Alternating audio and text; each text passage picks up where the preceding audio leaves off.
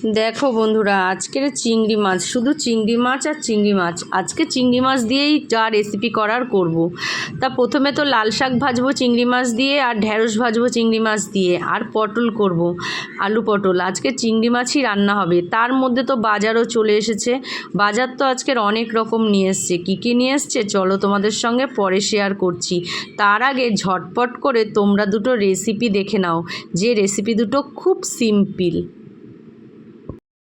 শুভ দুপুর বন্ধুরা, চলো আজকে আমি দুটো রেসিপি তোমাদের সঙ্গে শেয়ার করি। একটা হচ্ছে ঢ্যাঁড়স দিয়ে চিংড়ি মাছ, আর একটা হচ্ছে লাল শাক দিয়ে চিংড়ি মাছ। দুটো কড়া দুদিকে বসিয়ে দিয়েছি, আর দুটো কড়াতেই ফোড়ন দেবো কালো জিরে।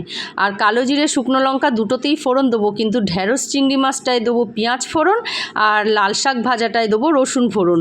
দুটোতেই চিংড়ি মাছ দিয়ে দিয়েছি, নুন হলুদ পরিমাণ মতন দুটোতেই দিয়ে দিয়েছি। আর একসঙ্গে দুটো কড়া বসিয়ে দুটো তরকারি আমি একসঙ্গে করছি তাড়াতাড়ি হওয়ার জন্য। তোমরাও চাইলে কিন্তু তাড়াতাড়ি করতে পারো। দেখো আমি লাল শাকগুলো দিয়ে দিয়েছি, লাল শাকে কিন্তু রসুন ফোড়ন দিয়েছি, এটা কিন্তু মাথায় রাখবে।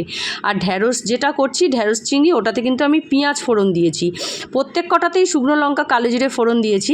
তার মধ্যে ঢ্যাঁড়সে পেঁয়াজ, আর লাল শাকে হচ্ছে রসুন। লাল শাকে কিন্তু আমি পেঁয়াজ দিইনি।